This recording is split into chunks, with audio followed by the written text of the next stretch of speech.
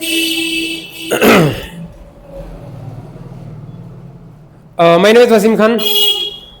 आज हम एक ऐसे टॉपिक के बारे में बात करने वाले हैं जो कि ऐसा लगता है कि जिन बच्चों के 95 या उससे ऊपर आते हैं, यानी कि 96, 97, 98, लेकिन वो लोग 100 को टच नहीं कर पाते।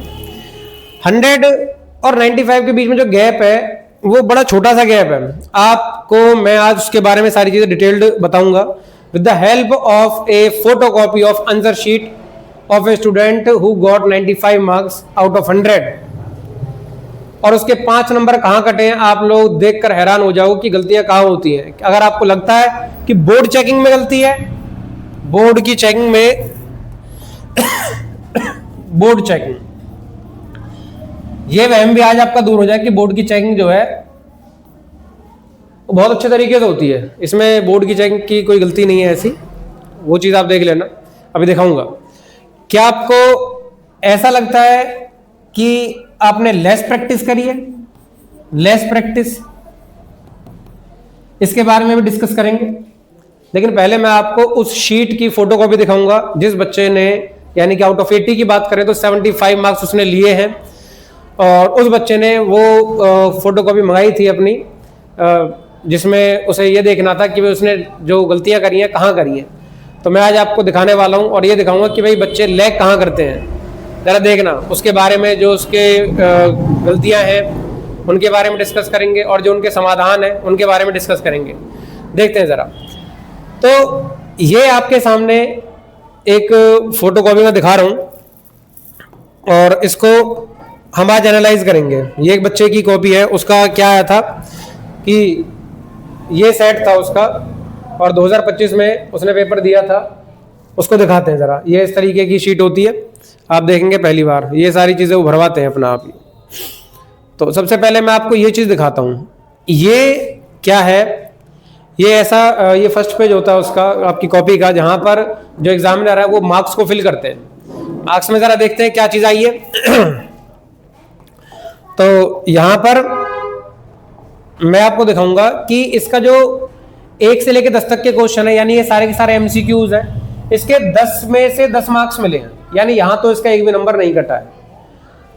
ठीक है, अगले टॉपिक पर, अगले उस पर चलते हैं। 11 से लेकर के 20 तक में इसमें इसका एक नंबर कट गया, यानी ये जो 20th क्वेश्चन है इसका, इसमें इसको जवाब जो मिला है, मतलब जो भी इसने जवाब दिया होगा पूरा गलत है, और उसका इसको एक नंबर तो यहां उसको कटना पड़ गया, यानी एमसीक्यू में उसका एक नंबर गया।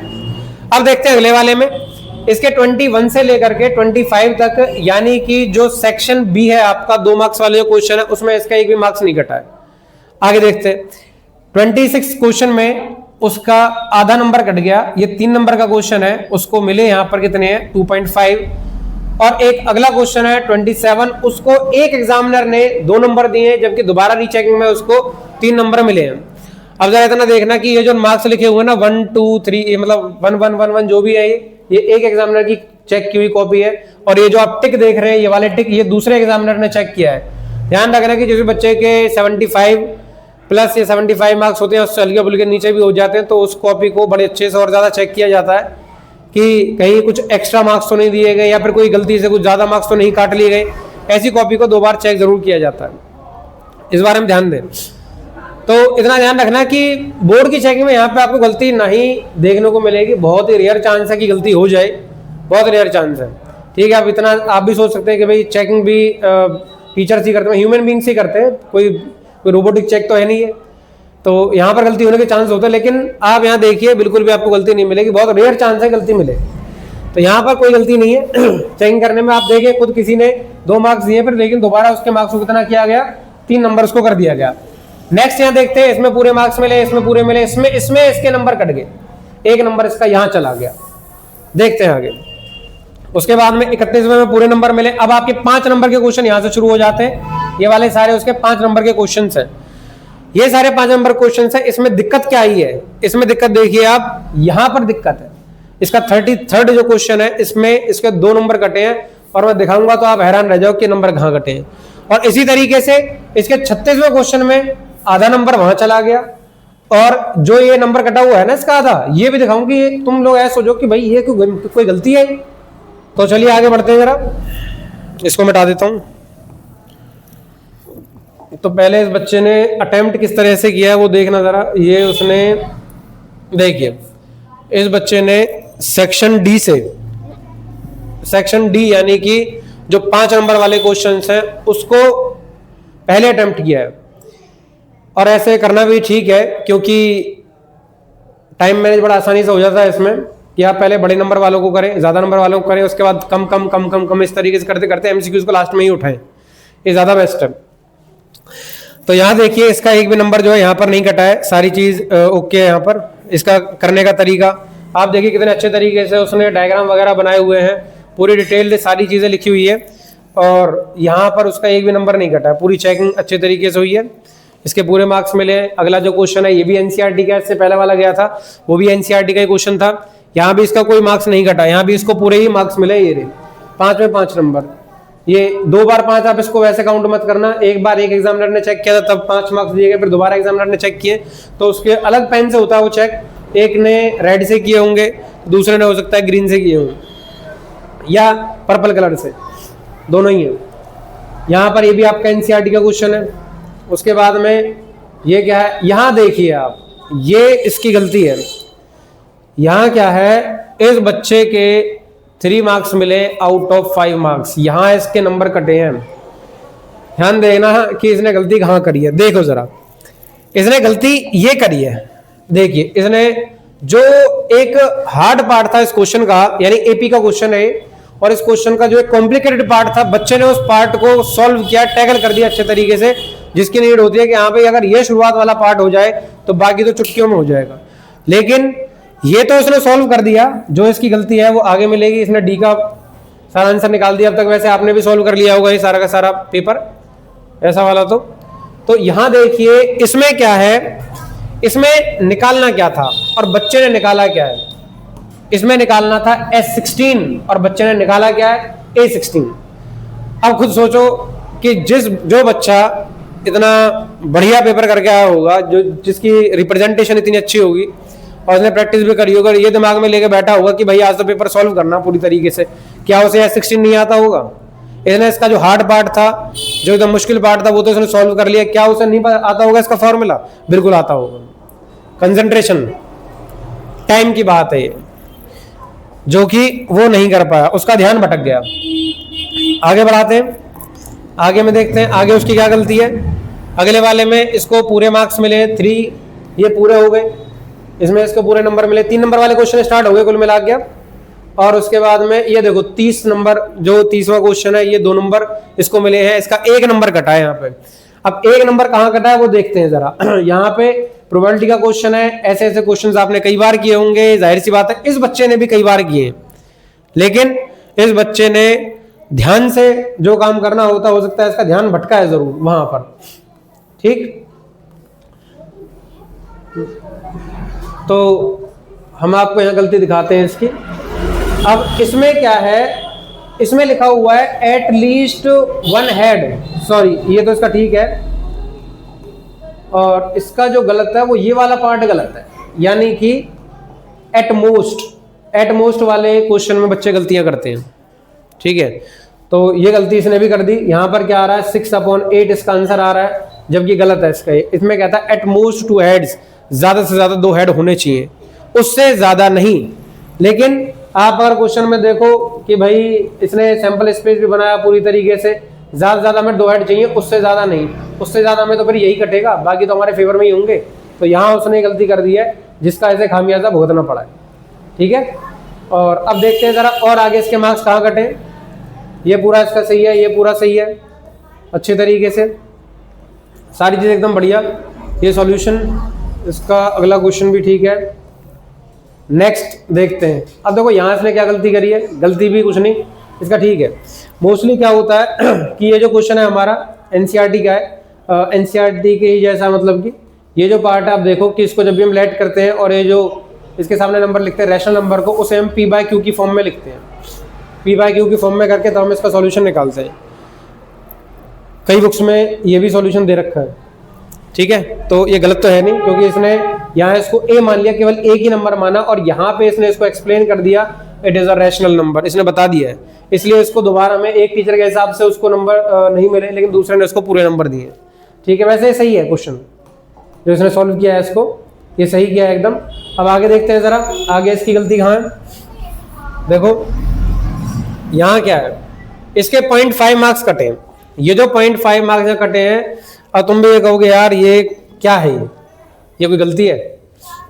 देखो भैया इसे देखो जरा, 8 और 6 कितने होते हैं, 14 होते हैं। लिखा क्या है बच्चे ने, 12। अब जो बच्चा इतने बढ़िया तरीके से पेपर गया है उसको प्लस माइनस नहीं आते होंगे, बिल्कुल आते होंगे।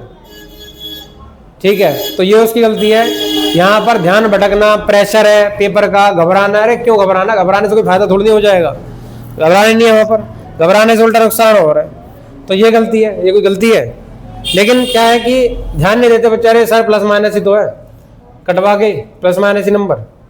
आगे देखते हैं अगले वाले में, ये इसके 2 नंबर वाले क्वेश्चन शुरू हो गए। 2 नंबर वालों में इसको पूरे नंबर मिले और ये भी ठीक है। नेक्स्ट इसका ये भी 2 नंबर वाला है, ये भी पूरा क्वेश्चन सही है इसका, ये भी इसका पूरी तरीके से सही है, सारी चीज़ एकदम प्रॉपर वे में करी है। अब ये कौन सा क्वेश्चन है, 38 क्वेश्चन है, 4 मार्क्स मिले हुए हैं इसको, पूरे मार्क्स मिले हैं। ये ग्राफ ऐसा आता है पेपर में, जो शीट होती है उसकी, उसमें ग्राफ जो है 2 ग्राफ आते हैं ग्राफ पेपर, तो ज़रूरत होती है तो हम इसका इस्तेमाल करते हैं, मतलब बच्चा इस्तेमाल करता है, वरना इसको इस्तेमाल नहीं किया जाता। नेक्स्ट क्या आ रहा है, 37 जो क्वेश्चन है, ये भी इसको पूरे मार्क्स मिले हुए हैं। आगे बढ़ाते हैं।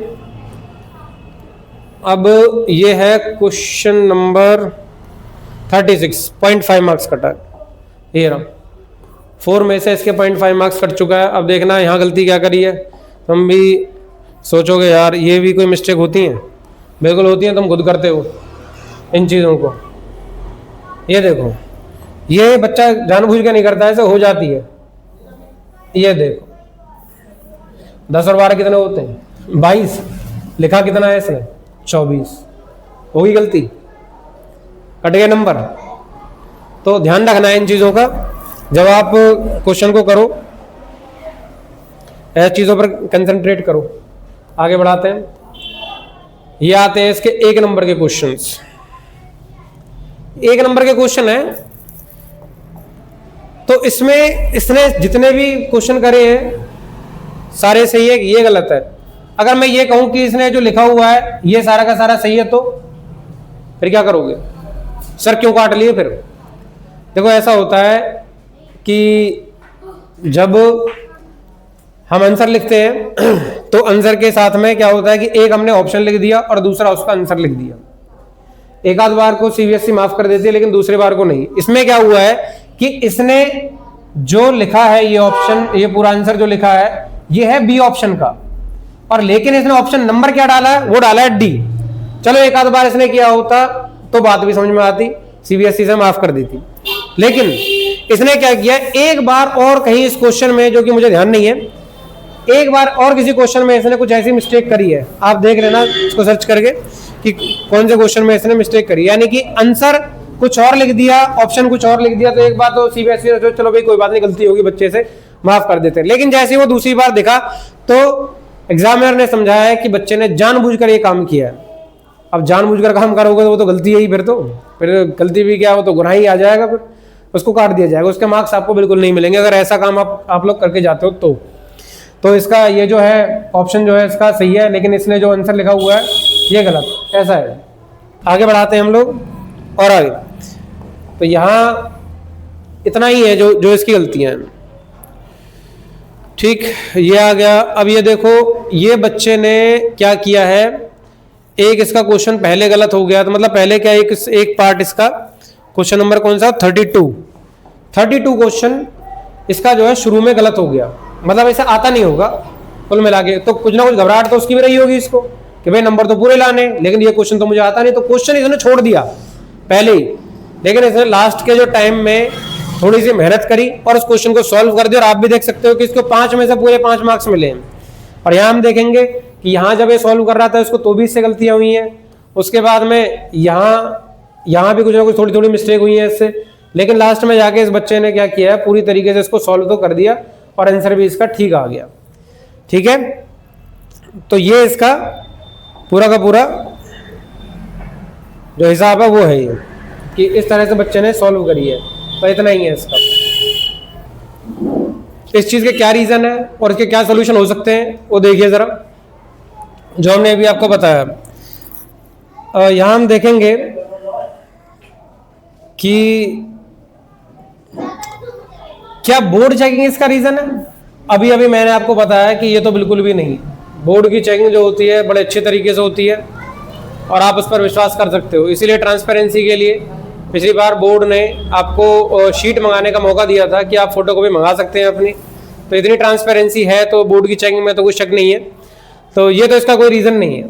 अगर आपको ऐसा लगता है कि ये इसका रीज़न है तो नहीं, ऐसा नहीं है। दूसरी चीज़ क्या है, ये इसका रीज़न है एक डायरेक्शन लेस स्टडी।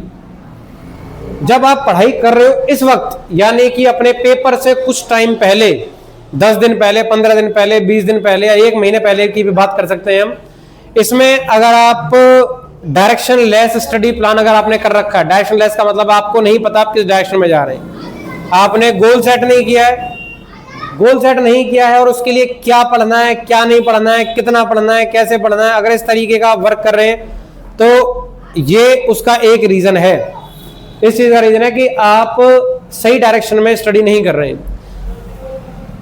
दूसरी चीज क्या है, न्यू बुक्स। ऐसे टाइम पर आप नई बुक्स को ना उठाएं, ज्यादा से ज्यादा कोशिश करो कि पुरानी बुक्स को उठाओ। रिपीटिशन बहुत जरूरी है। आप नया कुछ भी सामान ना उठाएं बिल्कुल भी। नो टाइम लिमिट, आपको एक टाइम लिमिट सेट करनी पड़ेगी कि आपको पेपर से 1 दिन पहले कब तक पढ़ना है। अगर आप ये सोचे कि बोर्ड के पेपर तक, मतलब आपको नहीं पता कि हमें कब तक पढ़ना है, तो एक टाइम ऐसा आएगा जब 10 बज जाएंगे उस पेपर के, यानी कि आपका पेपर शुरू होने वाला होगा, तब तो आपको स्टडी रोकनी पड़ेगी अपनी। तो इससे बढ़िया ये है कि आप पहले ही अपना माइंड सेट करें कि हमें कब तक काम करना है। ठीक है, उसको मैं बताऊंगा कि आप कब तक काम करें अपना, मेरे हिसाब से, कि आपको अच्छा जो रिजल्ट है उसको देखने को मिलेगा। दूसरी चीज ये है, जब टाइम लिमिट सेट नहीं होती तो आप नींद भी अच्छी तरीके से नहीं ले पाते। यानी बहुत से बच्चे हमने ऐसे देखे हैं कि जो रात रात भर जाग के पेपर से 1 रात पहले पूरी रात जाग रहे हैं, पता चल रहा है कि 1 घंटे ही सो रहे हैं। कुछ बच्चे ऐसे सोते ही नहीं है 1 रात पहले। ये सबसे गलत चीज है, वो आपकी साल भर की मेहनत पे पानी फेर देती है। ऐसे इंसिडेंट कई बार हमारे सामने हुए कि उन्होंने साल में प्रैक्टिस करी, फिर कि मेंटल प्रेशर इतना ले लिया अपने ऊपर कि क्या होगा क्या होगा क्या होगा पेपर में। अरे इतना कुछ नहीं होता, वही सारी चीजें आती हैं जो आपने साल भर में प्रैक्टिस करी है, उसे थोड़ा घुमा के आ जाएगा हल्का सा। लेकिन अगर आप नींद ही प्रॉपर नहीं लोगे तो नींद प्रॉपर नहीं होगी तो ऐसा ही होगा कि 8 + 6 बराबर आप 12 लिख के आ जाओ, जैसा उसने मिस्टेक करी है। ऐसी गलती भी उसने करी कि रात को ढंग से सोया नहीं, 3 या 4 घंटे की नींद उसने ली और वो पहुंच गया पेपर देने के लिए। तो ये चीज ने भी उसको इफेक्ट किया है। अब देखें जरा, जब बेड स्लीप होगी तो लेस कंसंट्रेशन ऑटोमेटिक है। आप खुद सोचें कि अगर आप रात में ढंग से सोते नहीं है, कम से कम ये है कि अगर प्रॉपर नींद आपने नहीं ली है किसी भी काम के लिए, अगले दिन आप काम करना चाहें तो आपके दिमाग पे एक वैसे ही प्रेशर रहता है और आप ढंग से कैलकुलेशन या फिर कंसंट्रेशन एक जगह पर नहीं कर पाते हो। तो उसके लिए अच्छी नींद जो लेनी है वो बहुत जरूरी है। सॉल्यूशन मैं बताता हूँ इस चीज का, कि जो सॉल्यूशन है ये तो मैंने आपको बता दिया कि इस पे तो आपको डाउट नहीं करना है। डायरेक्शन लेस स्टडी से बढ़िया है, बताता हूँ अभी यहाँ पे ये 2 चीज एक साथ ही बता देनी है। यहाँ क्या करना है, आपको न्यू बुक्स नहीं उठानी है। न्यू बुक्स की जगह आप क्या करेंगे, जो प्रैक्टिस आपको करनी है वो ये है NCERT प्लस एग्जाम्पलर और जो आपके पिछले 3 साल के PYQ हैं। PYQ 2023 से लेकर के आप 2025 तक के PYQ को उठा सकते हैं। ये सारे PYQs आप उठा सकते हैं, आपको CBSE की वेबसाइट पर मिल जाएंगे सारे के सारे क्वेश्चंस। हमने क्या बोला कि ये आपको स्टडी में लेना है, ज्यादा जो बेटर इफेक्टिव है वो यही चीज है। उसके बाद नो टाइम लिमिट आप सेट कर लेते हो कि नो टाइम लिमिट को आप पढ़ते जा रहे हो, पेपर से 1 रात पहले आप पूरी रात जाग गए, उसका कोई फायदा नहीं है। आपका पेपर है 17 फेब को आपका पेपर है। आप 16 तारीख यानी 16 फेब की रात को 8 बजे, यानी कि 8 बजे के बाद आप बुक ना उठाएं। अपना ये टाइम लिमिट सेट कर ले अपने हिसाब से कि रात के 8 बजे के बाद हम नहीं पढ़ेंगे। जितना पढ़ना रात के 8 बजे की लिमिट अपने लिए सेट करो और उसके बाद आराम से सो जाओ। 1 घंटे बाद 2 घंटे बाद कम से कम आपको 7 से 8 घंटे या 9 घंटे की नींद जरूर लेनी है। अगर आपको ज़्यादा परेशानी हो रही है कि भाई फिर भी मन में कुछ ना कुछ बात चल रही है तो अगले दिन सुबह उठ के, तब भी नहीं, अगले दिन सुबह उठ के आराम से और फॉर्मूले रिवाइज कर लो सिर्फ, और इसके अलावा कुछ नहीं। इतना ध्यान रखें कि अपना आप को पूरी रात नहीं जगाना। एक टाइम लिमिट अपने लिए सेट रखो कि इतने ही दिन, इतने ही डेट तक और इतने ही टाइम तक हमें पढ़ना है, इसके बाद हमें नहीं पढ़ना है। जितनी तैयारी करनी है अब कर लो, वरना नुकसान उसका आपको दिख ही जाएगा। और देख भी लिया आपने, मैंने आपको दिखाया था शीट में कि इस तरह के नुकसान उनमें होने लगते हैं। तो जब टाइम लिमिट सेट होगी और आप सो पाएंगे ढंग से, तब आपकी कंसंट्रेशन भी जो है वो बेटर हो पाएगी। तो अगर आपको इस वीडियो से कोई हेल्प मिली है तो आप उसको कमेंट बॉक्स में लिखें, और अपनी तरफ से अगर कोई सजेशन देना चाहें तो उसे लिखें। मैं अपनी अगली वीडियो में उस सजेशन को जरूर डालूंगा। Thank you.